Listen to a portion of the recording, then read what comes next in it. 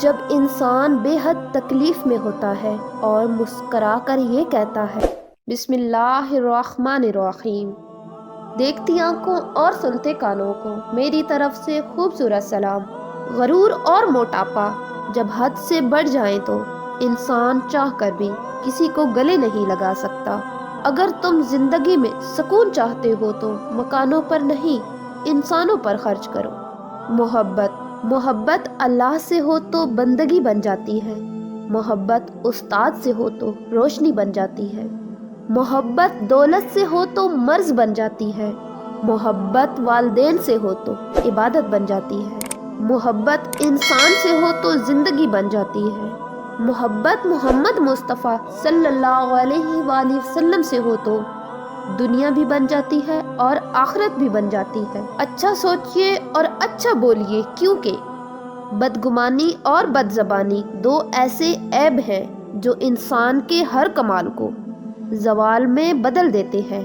بری صحبت زہر سے بھی زیادہ قاتل ہے، اس سے ہمیشہ بچو۔ حضرت عثمان غنی رضی اللہ تعالی عنہ نے فرمایا، جس انسان کو سال بھر میں کوئی تکلیف کوئی رنج نہ پہنچے تو وہ جان لے مجھ سے میرا رب ناراض ہو گیا ہے۔ ایک حقیقت، خود غرض لوگ سائے کی طرح ہوتے ہیں جو روشنی میں تو نظر آتے ہیں مگر اندھیرے میں غائب ہو جاتے ہیں۔ آپ کے اخلاق کی قدر بھی لوگ اس وقت کریں گے جب آپ کے پاس دولت اور طاقت ہو۔ غریب کتنا ہی خوش اخلاق ہو، لوگ اس کے اخلاق کو اس کی مجبوری سمجھتے ہیں۔ تعجب ہے کہ اللہ اتنی ساری مخلوق میں سے مجھے نہیں بھولتا، اور میرا تو ایک ہی اللہ ہے، میں اسے بھول جاتا ہوں۔ انسان کو اچھی سوچ پہ وہ انعام ملتا ہے جو اسے اچھے اعمال پہ بھی نہیں ملتا، کیونکہ سوچ میں دکھاوا نہیں ہوتا۔ کہیں خوف ہے کہ اللہ دیکھ رہا ہے، کہیں خوف ہے کہ اللہ دیکھ رہا ہے، اور کہیں اطمینان ہے کہ اللہ دیکھ رہا ہے۔ جب تک راستے سمجھ میں آتے ہیں تب تک لوٹنے کا وقت ہو جاتا ہے۔ عورت شعور پا جائے تو فرعون کے گھر موسیٰ پال لیتی ہے۔ ہم لوگ نیک بننا نہیں، صرف نیک دکھنا اور نیک کہلانا چاہتے ہیں، اور یہ منافقت کا سب سے اعلیٰ درجہ ہے۔ عورت جاہل کے لیے ہوس اور عقل مند کے لیے روح ہے۔ جب گھریلو فیصلے کرنے کے لیے باہر کے بندے کی ضرورت پڑ جائے تو سمجھ لیں آپ کا خاندان تباہ ہو چکا ہے۔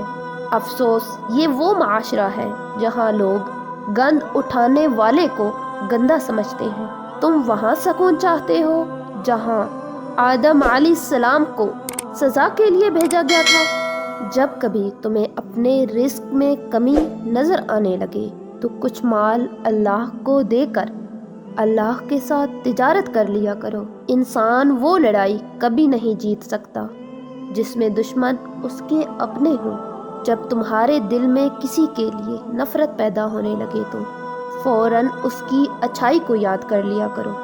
میری ذہانت اور شخصیت دھری کی دھری رہ گئی جب میرا پالا اپنے نصیب سے پڑا۔ چیخو پکار انسان کے وقار میں کمی کا باعث بنتی ہے۔ لوگوں کو اپنی خاموشی سے خوف زدہ کرنا سیکھو۔ کچھ چیزیں نصیب اور قسمت دونوں میں نہیں ہوتی، لیکن اللہ پر توکل اور یقین سے سب کچھ ہو جاتا ہے۔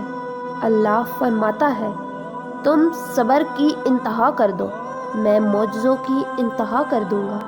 جب انسان بے حد تکلیف میں ہوتا ہے اور مسکرا کر یہ کہتا ہے کہ میں نے یہ معاملہ اللہ کے سپرد کیا، تو یقین مانو فرش سے لے کر عرش تک ہر چیز لرز جاتی ہے۔ وہ سیدھا 7ویں آسمان تک پہنچ جاتی ہے۔ ٹوٹے دل سے نکلی ہوئی دعا اور کبھی بھی رائے گاہ نہیں جاتی، اور جب معاملہ اللہ کے سپرد کر دیا جائے تو ظالم بچ نہیں پاتا۔ وہ رحمان اور رحیم تو ہے، مگر کیا تم نے سنا نہیں، وہ ذوالجلال بھی ہے۔ اگر آپ معافی کا مطلب سمجھنا چاہتے ہیں تو ایک ایسے شخص کو معاف کر کے دیکھیں جو آپ کی کردار کشی کا مرتکب ہوا ہو، آپ جان جائیں گے کہ معاف کرنے کا اجر اتنا زیادہ کیوں ہے۔ مرد اگر محبت کرتا ہے نا تو ایک بدکار کو بھی اپنا لیتا ہے اور پھر کبھی اسے یہ یاد نہیں کرواتا کہ وہ کبھی بدکار تھی، حتیٰ کہ اسے ایسی عزت دیتا ہے کہ وہ خود حیران رہ جاتی ہے۔ مجھے نہیں لگتا کہ عزیز مصر نے کبھی زلیخا کو یاد بھی کروایا ہوگا جو کچھ وہ ماضی میں کر چکی تھی، اور کسی صحابی نے عمر بن خطاب کو جتایا ہوگا کہ وہ ماضی میں کون تھے، اور جنہیں الزام دینا ہو وہ نہ یوسف کو دیکھتے ہیں نہ مریم کو۔ اگر آپ کو ہماری یہ ویڈیو اچھی لگے تو لائک، شیئر اینڈ سبسکرائب کر دیجیے۔ جزاک اللہ۔